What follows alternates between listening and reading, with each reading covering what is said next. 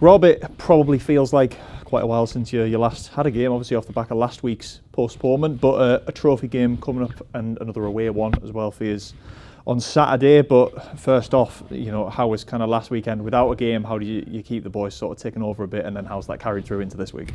Yeah, no, just have to adapt and get the training as much as we can, get the load in. We're lads doing some work at home, obviously up in training, just to make sure we're ticking the boxes we need to. But yeah, another away trip, big game, good game. Game looking forward to. I really like the way Rochdale play. They're in good form at the moment as well. They were unlucky in the last minute against Bromley, or the last 10 minutes or so. So yeah, should be a good game all round. And you mentioned Rochdale there, of course, a side that you played in the league not a huge amount of time ago. I'd like to get it down, playing not too dissimilar to yourselves in a way, but you're expecting something similar maybe to the league game, a little different with it being in a different competition. Obviously, both teams could potentially change things around, so I suppose what are you kind of foreseeing for you tomorrow? I think the style of play will be exactly the same from both teams. We have clear identities and we stick to our principles, which is good. And I think it'll be an enjoyable game all round. When it comes to the trophy, we've got a really good squad and a lot of trust in the squad, so it is an opportunity to give lads minutes who maybe have deserved more than they've got. Also to freshen things up as well with a good Christmas run in. And just want to keep enjoying, keep watching us build on the foundations we've set the last 4 games or so. And the big thing for me really is that intensity and understanding of what has made us, or what has created that little successful run we've had, and to continue it and make sure we strengthen it as well. Yeah, you mentioned the opportunity to sort of freshen things up. Some teams will change sort of things around a little bit. I suppose in your situation, there's not really a huge amount you can change with injuries and stuff, and the squad not being the biggest anyway. But if new lads do come in who haven't been playing as much in the league recently, as you say, it's an opportunity for them to stake a claim for what's a busy festive period coming up pretty quickly after that. Yeah, definitely. I think it's an opportunity for lads who, like I said previously, it's an opportunity for lads to get minutes that probably they deserve more. And I think the big thing here is I don't see us having a set team. Yeah, there's players who've performed to an extremely high level, so they're more likely to start every week. But like I said to the boys, like our evolution as a group is to get that hive mentality that whether they start, whether they come on, whether they don't play at all, we still have that one goal moving forward to get 3 points and to win a game of football. So I think this is a good opportunity for that, along with what's going to be a tough game next week with Halifax and then the Christmas run-in. So for me, just looking forward to getting the lads on the pitch again and watching them do what they do best.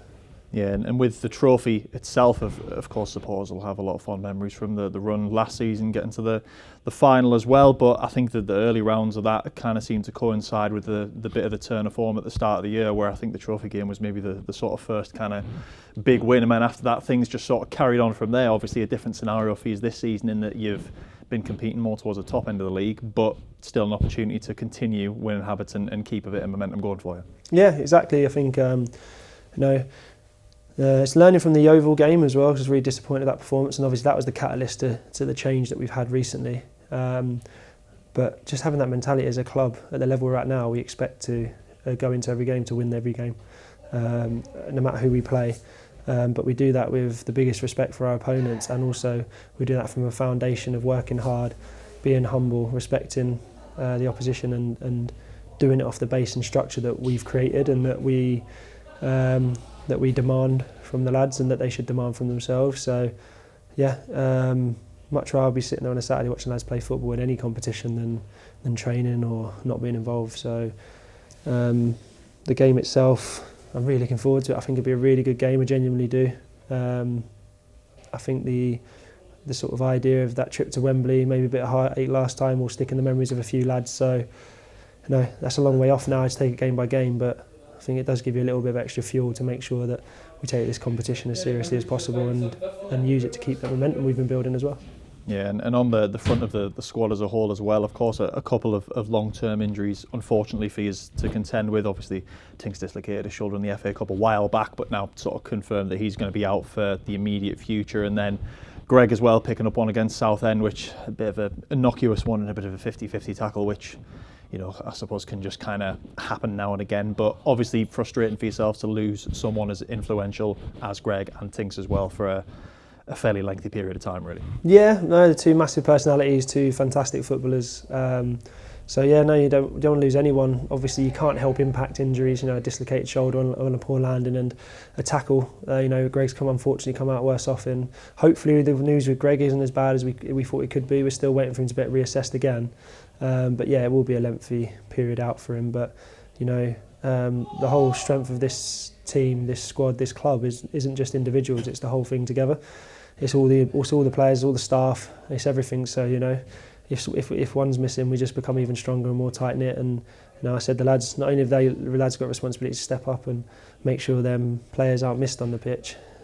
Secondly, we need to make sure that those guys are supported and we help them through the recovery as best as possible, because it's, speaking from experience, and every player knows, being injured and being out, feeling like you're out the picture isn't a nice feeling. And we want to make sure the lads are as involved as possible, because they will be during this period, and especially when they get on that pitch, they'll be a big part of us going forward.